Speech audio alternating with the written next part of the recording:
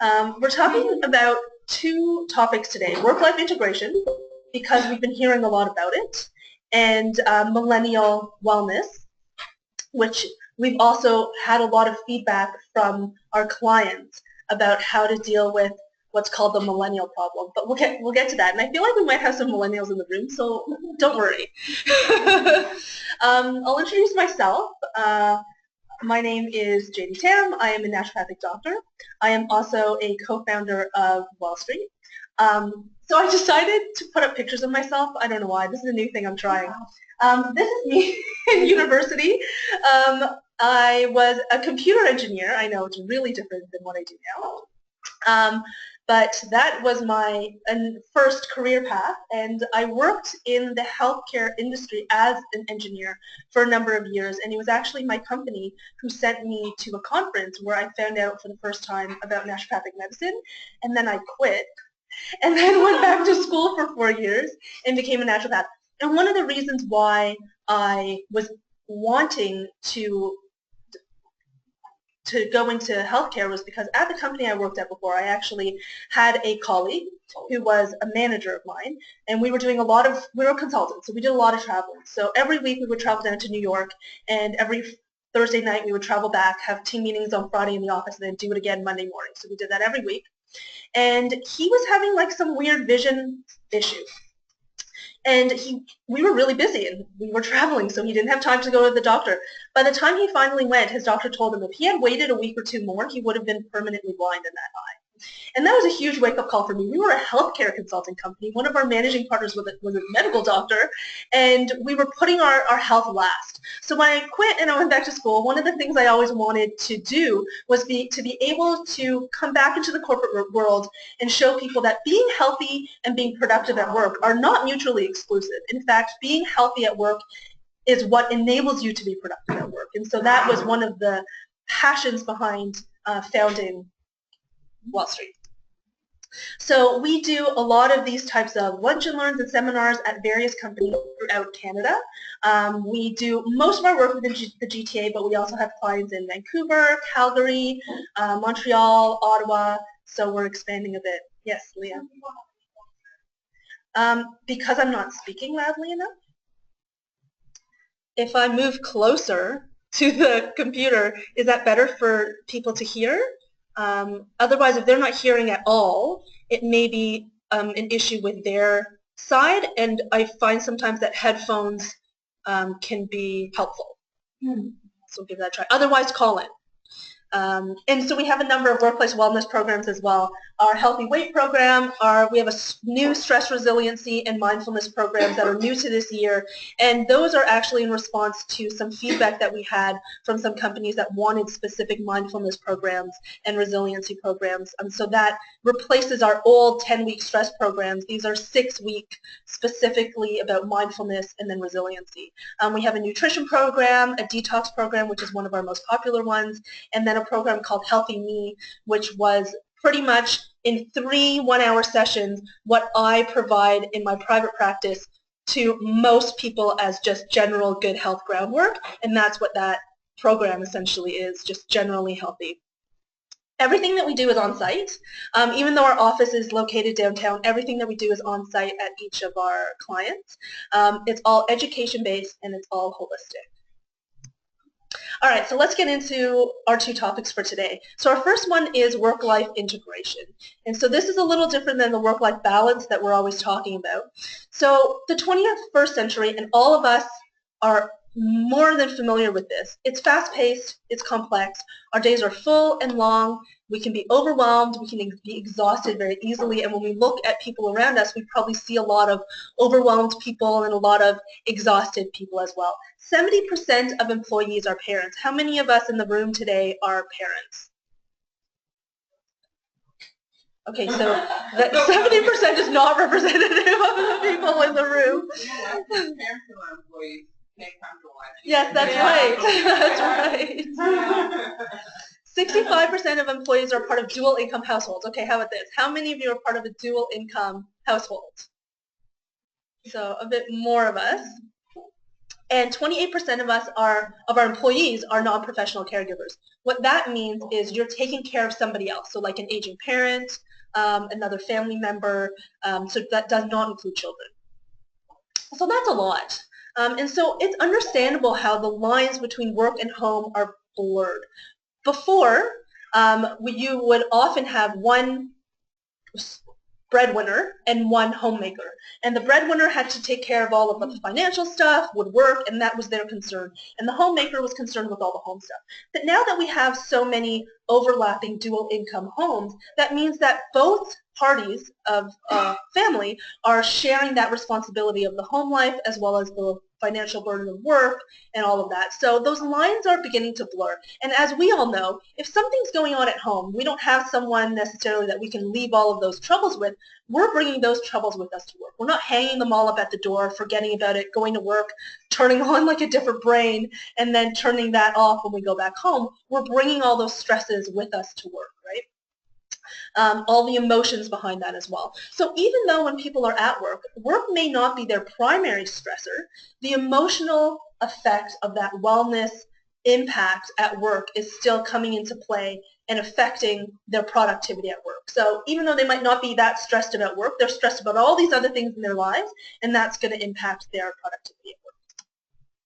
So unfortunately, this is the new normal, and I'm sure as people who work in HR, you see this and hear this a lot from your employees.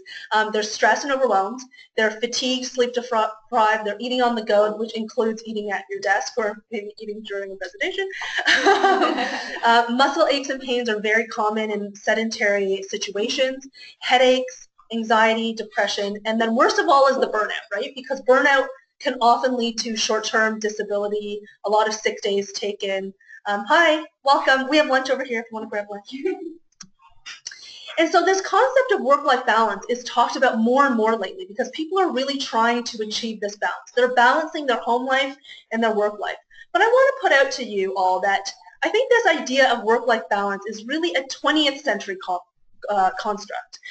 That's when we used to see ourselves as two separate people. We had our home person, we had our work person, and we had to balance somehow these two. And balance in a lot of people's mind means equal, like equal time spent on both your home life and your work life. And what this inherently suggests is that work is not a part of your life, right? Which I think that many of us would argue is not the case, and that life is something that you do outside work. And this is that TGIF mentality, right? I actually had someone say to me that he didn't want to be, this was a patient in my private practice, he didn't want to be like his dad where he hung up his soul at the door when he went to work, and then he would come home and pick his soul back up and then have his life. And I think that that idea of that work-life balance is very outdated. So what are our employees saying? 1 in 5 of them are spending over 20 hours a week working outside the office during what would traditionally be thought of as their personal time. And 45% of them feel like they don't have enough time for personal activities because of this encroachment of work into their personal time. So this idea of work-life balance, the reason why people feel like they don't have this work-life balance is because a large percentage of them are spending a lot of their personal time doing what they consider work. The tech piece of it, having our phones, having our smartphones available to us all the time, definitely plays a role in this. And I think as our phones become more and more like mini computers, some of them are even better than our computers, this phenomenon gets worse and worse. So 65% of employees say that their manager expects them to be reachable outside the office. So that could be by email, by phone, or often both. So that's 65%. And you know what? They're right. When they interviewed the employers, they found that 64% of employers do expect their employees to answer emails outside of work hours, to answer the phone if they call them. So that we're actually quite in line, and it's much more than the majority of people who are expected to do that. So let's get rid of this work-life mentality. We're seeing that it's not working, right? We are expected to spend a lot of our quote-unquote personal time on work issues. So the whole sharp line between work and home, hanging your soul at the door, doesn't work for us anymore in this technology age. The future is going to look like a more smooth integration between your home and your work without that sharp line in between. What that means is this idea of work-life integration is really the melding together of your home and your work. So that means more flexibility between the two. When you accomplish your work goals and when you accomplish your personal goals, it doesn't matter what time of day that happens as long as it gets completed. So there's no hard line there between that 9 to 5, you go to work, you come home. What this means is that when you're at home, you will probably need to check your email after dinner. When you're on vacation, you might need to take a conference call. But it also means that when we're at work, so if we're expecting our employees to work while they're at home, then we have to give them a little bit of the leeway the other way as well, right? We can't say you can't do any personal stuff, but we're expecting you to do a lot of work at home because we're talking about an integration now. So at work, it could be talking, emailing, texting with family and friends. It could mean flexible time to go to the gym during the workday, stretches at your desk, a meditation room, that type of flexibility to go to the doctor if you have to go to the doctor or whatever it is that they want to do during the day because they're going to be spending quite a bit of time outside of the office doing work as well. So that flexibility kind of goes both ways. So what we're going to see in the future as we move more and more towards this work-life integration is that we have to be results-focused as opposed to time-focused. So instead of like Fred Flintstone, checking in and checking out, like clocking in and clocking out, we're looking at a world where we're emphasizing productivity. And I think we've seen in the news companies like Google that are really, spearheading this movement to say, there's no set vacation times. There's no set hours. They're emphasizing the productivity of the work goals as opposed to the amount of time that the employees are spending actually physically sitting at their desk. And the realization is that even if you're not even actively on your phone or doing work, you might be thinking about work. You might be doing problem solving. You might be thinking about a project or something that you're working on when you are making dinner or on your commute. So work happens all the time, and that is actually a more productive way for people to get things done. So if we were to rank workplace flexibility, which is what we've been talking about, as a top benefit for employees, what do you think, how many employees do you think, how many of you would rank workplace flexibility as a top benefit for your employees? Like that you think your employees want this? So employers, and this was representative of the hands in the room, 50% of employers think employees view this as a top benefit. But when they ask the employees, we're looking at 75%. So there's a little bit of a mismatch there, and I think we have to kind of pick ourselves up and say, you know what, this is really what employees want, and it's not a small number of them. 75% of them view it as a top benefit.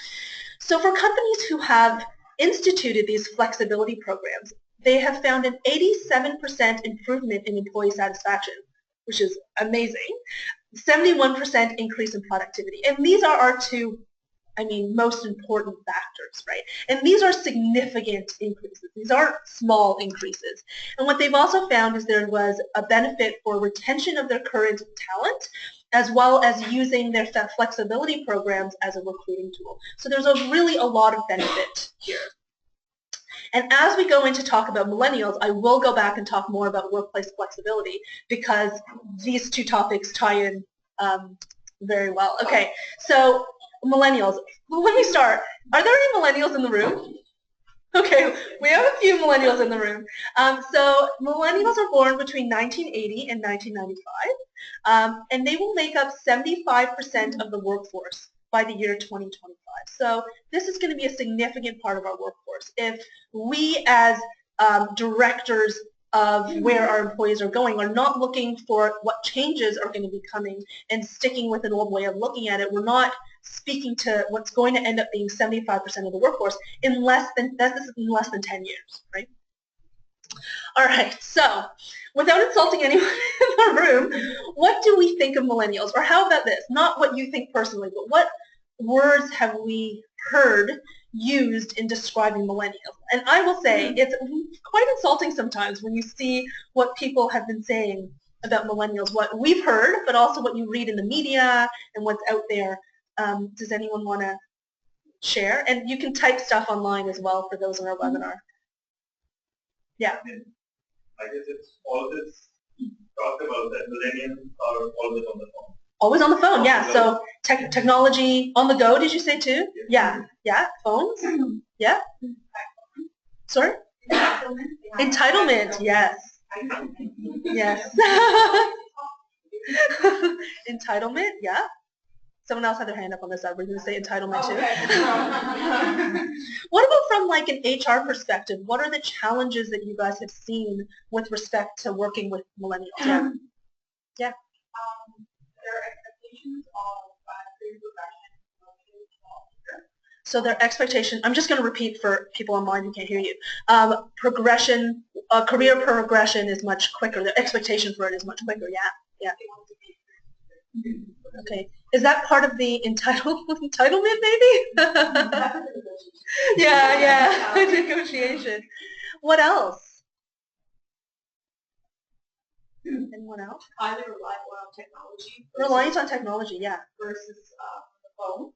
Versus phone. Okay, yeah. So we prefer email to phone. Text versus the actual telephone. Right. It's hard to make a call. Yeah. It ties in a little bit to the technology, but very social. Social, yeah. And they respect and look out for each other. Ah, look out for each other. Organizational perspective, which is actually it's a good thing. In implementing any programs or whatnot, we need to be very aware that transparency is going to become extremely important. Yeah. Because salary, promotion, all of that is very much. And maybe because they're so social, right? They share everything. The organization is trying to slip something through. Yes. And the sharing, because it's online, goes to everyone at the same time, right? So it's like everyone finds out as opposed to the one-on-one conversations that used to happen as well. Yeah, interesting. So companies need to be more transparent because they're going to share the information, which is a good thing. Yeah. Interesting, yeah.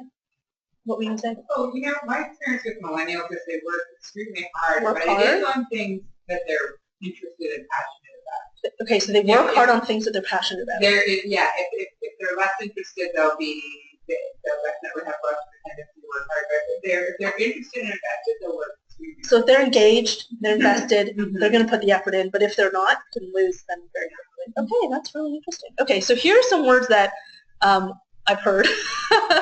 If we talk about entitled, kind of goes to selfish. I've heard lazy. I've heard job hoppers. And I wanted to kind of change this way of thinking because I don't think it's a very productive way of thinking about people.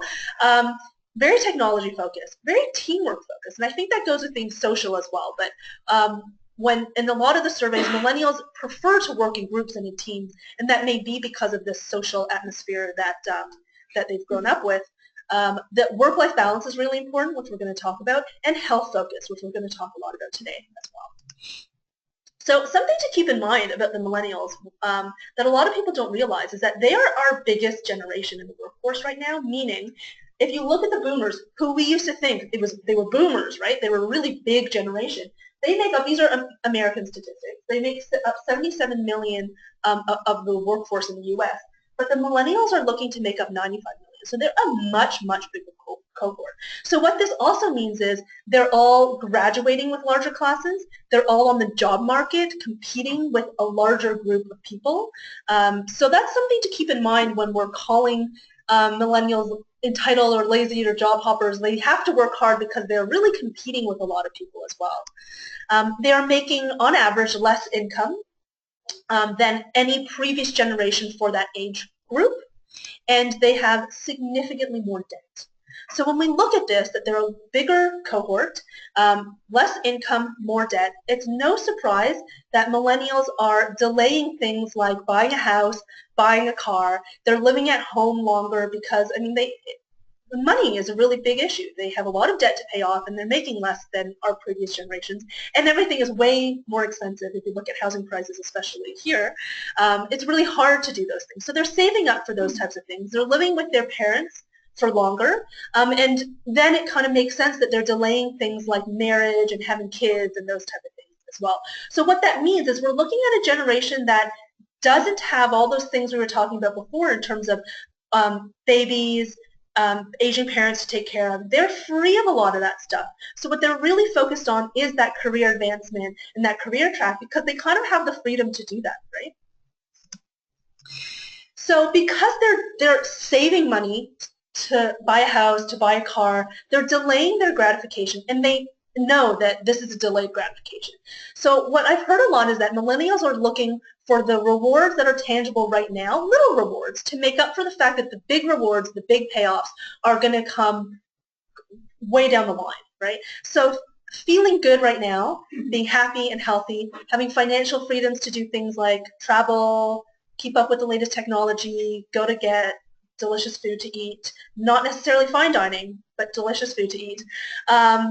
Looking good is also really important to the millennial cohort, and that includes things not just like clothes, but being healthy, which includes being fit. It doesn't mean being like a bodybuilder, but it means being fit. So when we look at the values across generations, we see that the millennials are ranking things like happiness, passion, which you mentioned, integrity, sharing, and discovery, whereas the boomer generation was into things like justice, integrity, family, practicality, and duty. So very, very different set of values. And the values that we're seeing in the millennials, which are going to be our new workforce, are very inward facing. It's about them, which doesn't make them selfish, but this is just about more an emotional, inward facing.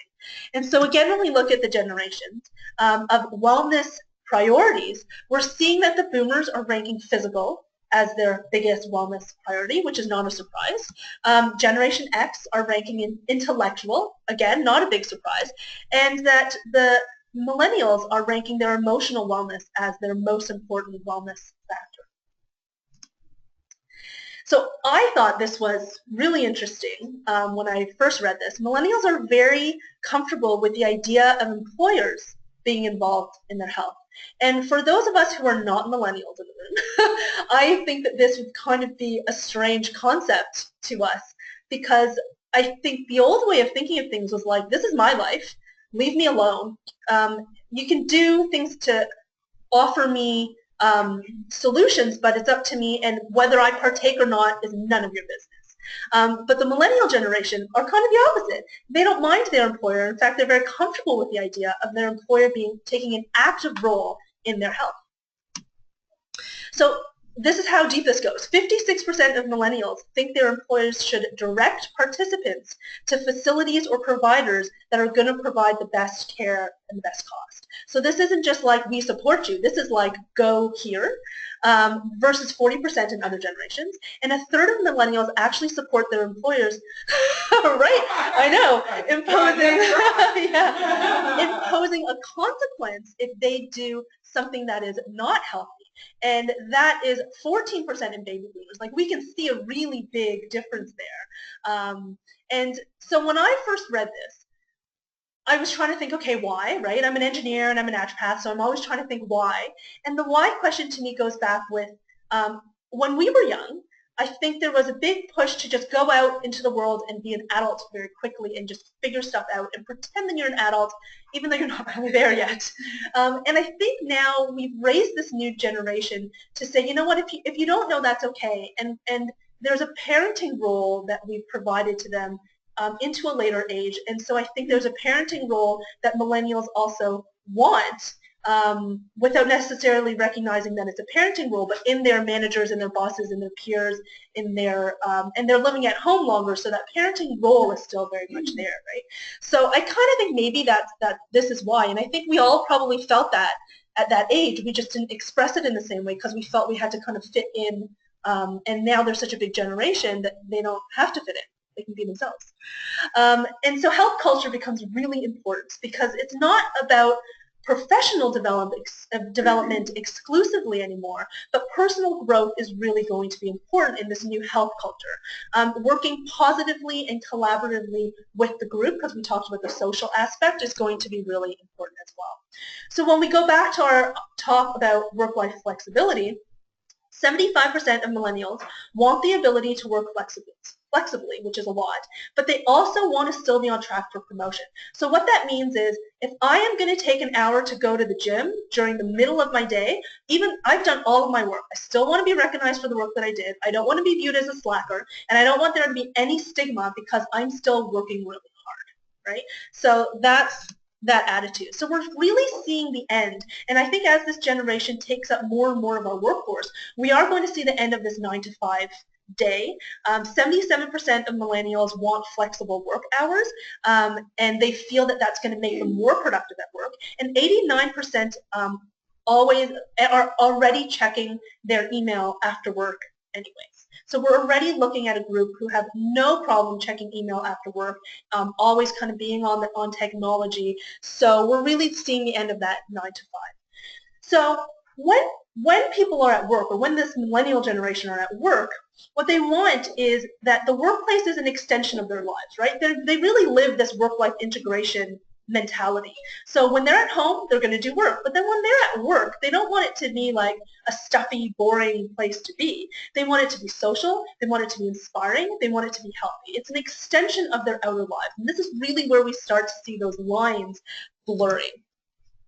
So when asked what they view as healthy, so this was all employees, millennials ranked eating right and exercising way higher, almost double or more than the previous generations.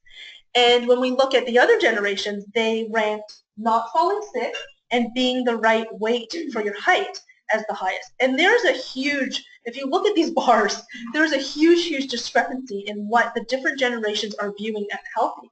In fact, if you look at this not falling sick, like almost half of Generation X and baby boomers think not being sick is a really good marker of how healthy you are. Whereas millennials are like, it totally doesn't matter to me. I get sick, I get over it, it's fine. If I'm eating right and I'm exercising, that's how I'm healthy. So it's a very different way of looking at health. Independence, and again, if you think about how you were in your early 20s, independence is really important. This group doesn't want to be forced to be healthy, but they want to have the resources available. And that, I think, really is what independence is. And for those of us who are parents, we know that that's how we raise our kids, to say, I'm not going to force you, but I'm going to provide you with this encouragement and the opportunity. So attitude and drive has to come from the individual. But when they decide, okay, I want to eat healthy today, the resources have to be there. If I want to be fit today, the resources have to be there. It doesn't mean they're going to use them every day, but they want the option to be there when that drive and that passion kicks in, and they want to do that. So taking all that we've talked about, in terms of supporting fitness, it's not just about physical fitness, so like I said, not about bodybuilding, but you can almost think of it more like they don't want to be sedentary. This whole sedentary lifestyle that we've kind of put ourselves in is really not appealing for this new generation who wants to be fit and active. So flex time for exercise, access to stairwells. So again, it's about access. It doesn't mean that you turn off the escalators and the elevators, but that the option is there to use the stairwell. So that means inviting, not like dark, dingy stairwells that no one uses, but to have them be inviting, well-lit, clean, easily accessible, standing desks, walking desks. Does anyone have standing desks here? Yeah, great. We've been to some clients who didn't do the standing desks at every desk, but they have standing meeting spaces, so at least it gives you the option if you want to bring your computer over to a workstation or a meeting station. That's an option as well. Mobility, stability balls, options, so again, not forced, but options for seating, and then like a quiet room or meditation room. So not necessarily a gym, because there's lots of gyms readily available, but just a quiet room to sit and do whatever we want to do. In terms of healthy eating, it's all about options. It's not like take down the vending machines and only replace it with fruit baskets, but to have the vending machines that have the chips, but maybe also in the vending machines to have healthier options. For the cafeteria to have burgers and fries, but also to have a healthier option. And the healthy options, as you know now, like IQ is a really good example, goes beyond just salads with like French dressing, ranch dressing, Italian dressing. It goes well beyond that and can become very creative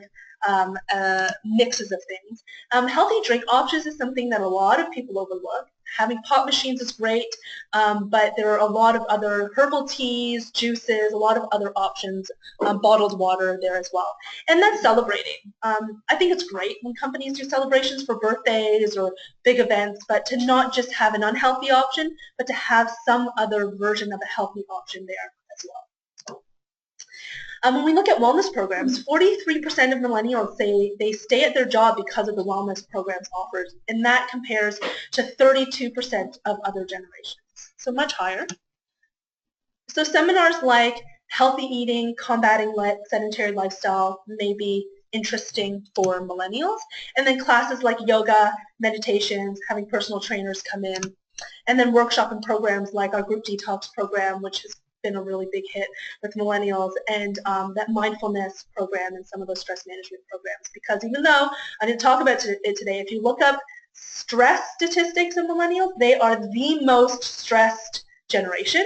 They are the ones taking the most leave, time off work, whether short-term or just days off, specifically for mental health reasons, specifically related to stress. So that's a really big area to focus on for them. Incentives for participation. So there's this apathy that can set in any generation, in any group, in any company. And to fight that apathy, especially with the millennials, there are a lot of incentives that you can give. So of course there's like the good old cash incentive, food incentive, but then there are some others that I'm going to highlight that I think are kind of specific to this generation, which is the quantified self, gamification, and the social aspect as well. So quantified self movement, you probably may not have heard the term, but you definitely know what it is. It's things like Fitbit. It's things like the little bracelets and the little things that you clip on that count your steps, that count your heart rate, that can measure your blood pressure, that track how you sleep. 46% of millennials are already active in the quantified self movement. That means that they're already tracking it. 54% are likely to buy some kind of body analyzing device in the near future, so that could be weight, body fat, blood pressure, whatever. And 4 out of 10 are already using apps or devices to keep within a healthy weight. And they're more likely to track their sleep cycles and water intake than any other generation.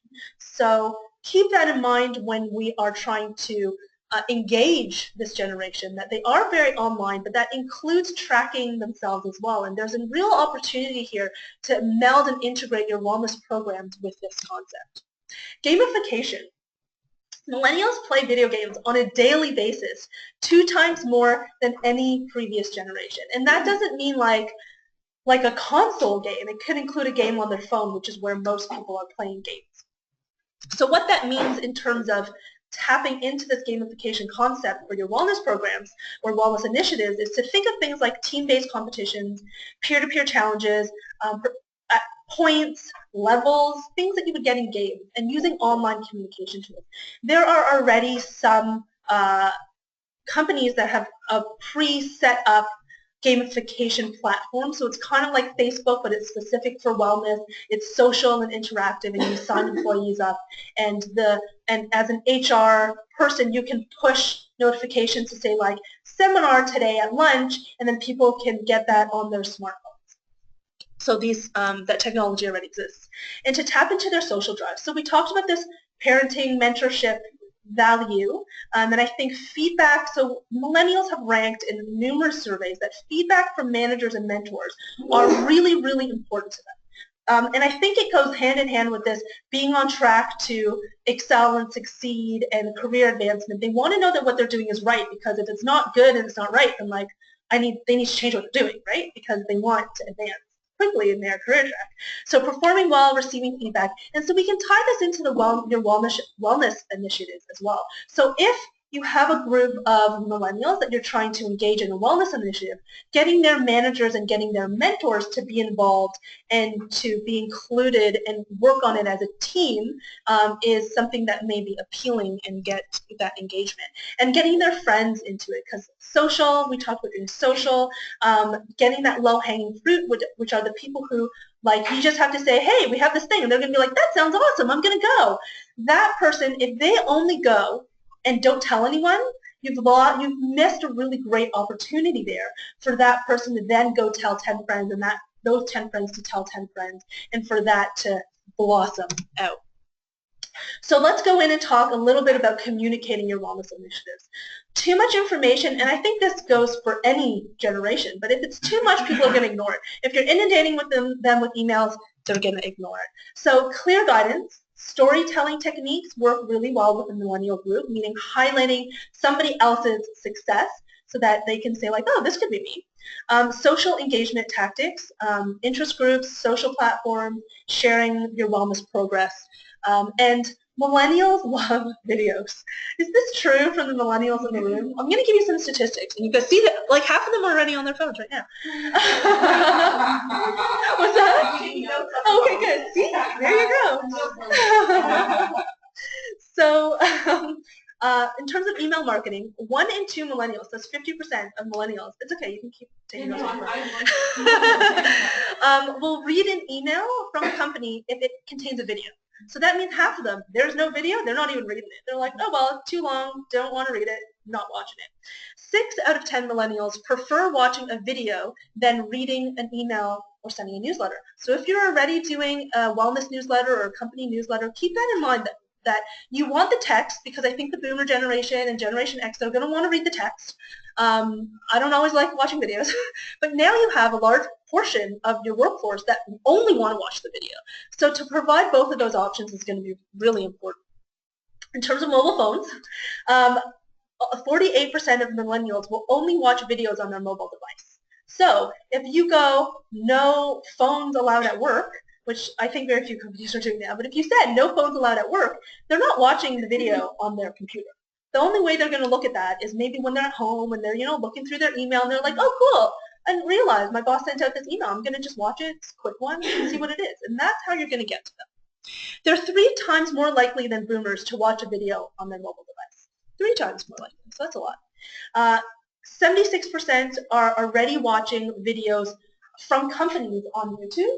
84% are already following specific companies on Facebook.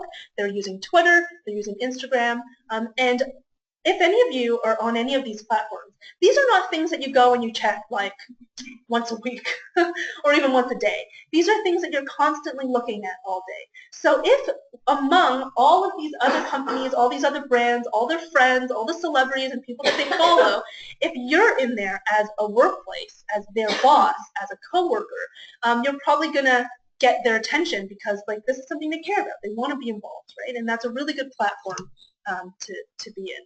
So making a demo video. So if you have an event coming up, making a demo video, it needs to be short. 85% of millennials find that if they see a demo and they get what's going on, that they're more likely to participate in that event. But you don't want like a 10-minute video. You want it to be like 30 seconds, a minute tops, and you want that information to be really quick and bite-sized. They want to hear, 69% of millennials find customer testimonials helpful. So things like if you're doing an event and even if a bunch of your millennial staff are not there, having other people live in the event posting reaction videos like, hey, I'm at our wellness fair today. Testimonials like, oh, I just had this great healthy meal at the cafeteria, whatever the healthy meal is, you're eating it, it's delicious. Those reaction videos are fun to watch, they're short, and they may engage in a way that an email text that was like, had a successful wellness fair yesterday might not engage in that same way. And then having that content available. So remember, even if they may not be ready to go to that stress seminar today, maybe in a week they're like, oh, I should have really gone to that stress seminar because my friends have been talking about it and it sounds like it's something I could have really used. If you have that content available on your intranet and they know that they can access it, then that becomes that availability for when that drive kicks in and when that passion kicks in, right? But also beware to tone down the promotion. 2 in 3 millennials will lose interest in a video if it's too promotional. So you don't want to be too promo, you want to get personal with them, personal stories. So we talked about how social, in terms of technology, millennials are. 81%, and I was like, only 81% are mobile phone users. I don't know what the other ones are doing. They can check their phone up to 110 times a day. That's 10 times an hour. That's a lot. 88% of them have a social profile, and 65% of them update their social profile daily. So this is an area that we already know that this generation, and I'm sure our next generations as well, are going to be really tapped into. And if we're not tapped into it as well, we're missing a really big opportunity there. So our top tips for today were your involvement both professionally as well as personally is really important. Have the options available for when they're ready. Build a positive health culture that includes social and digital engagement. The 3 top health interests for millennials are work-life flexibility without that stigma, healthy eating, and that non-sedentary fitness. And engaging through social media, videos, gamification, activity tracking, and those tangible incentives are really helpful. And so our future of wellness, I think, I've heard from a lot of people that they're worried. And I don't think we should be worried. I think it's really exciting because this is the way our world is moving to more technology, and we need to move with the times. And I think engaging in this way, where we're not just 9 to 5 and we're not just working, but that we're engaging, is going to be a really neat way also. This generation of kids, so like my children now, are going to grow up in a world where they're going to be used to mom and dad working at home as well. So it's going to be a different generation that we're raising, and we kind of got to move with that. And I think it's really exciting. So that's the end of that, and I have like a few slides just to talk about the immune booster and the flu because I'm going to offer that right now. But I wanted to point out millennials and flu shots. Remember the whole, they don't really care if they get sick thing? 52% will not get the flu shot, and that compares to 42% of the general population. But the reasons I thought were really interesting. So almost half of them don't even think it's going to work. They're like, what's the point? It's not going to prevent me from getting the flu. 29% of them think it's going to make them sick, and 23% are like, I've never gotten it and don't need it. And these numbers are much higher than the general population, and it kind of goes in line with what we talked about in terms of what their priorities are. It's about, if I'm eating healthy and I'm fit, then it doesn't matter if I get a cold or a flu. I know I'm going to get over that, but what's really important to me is feeling healthy regardless of whether I get the flu. The immune booster, I think, is a really nice fit with everybody, but with the millennial generation in particular, because it's a natural immune booster. You're not going to get the flu from it. And what it's doing is it's kind of boosting your overall health, which is one of the values for the millennial generation, using a natural combination of herbal medicines and homeopathic medicines. You could get the flu shot and still get this, or you can get this on its own. Either way, it works.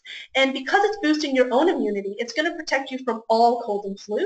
And that protection doesn't mean necessarily that you're not going to get anything, but it means it's going to strengthen your own system. So for some people, they don't get sick. For some people, they might still get sick, but it doesn't last as long, or it's not severe, or maybe usually they get sick 5 times a year, and now they're getting sick 2 times a year. So everyone's reaction to it is a little bit different. The way that we do the clinics at the companies is we go on site, it's a drop-in format, it's an oral dose, so we used to offer it as a needle or an oral, and you know what, we found that the effect was the same. So why put people through a needle? People don't like needles, so we only do it as an oral dose now, which people like much more. It takes less than 5 minutes, and it's administered by a naturopathic doctor, and you'll see when I do it afterwards that there's a syringe, it's a glass vial, I pull the liquid into a syringe, and then we give some immune boosting tips, we talk about with them a little bit about their immune health, and so the administration of it is covered under naturopathic services because we are spending time with them, and it's $25, and so it's often covered under the benefits. And you can get yours at the end of today, and anyone listening online, if you haven't gotten yours, we will come to you and give it to you. And so that's it for today. Thank you for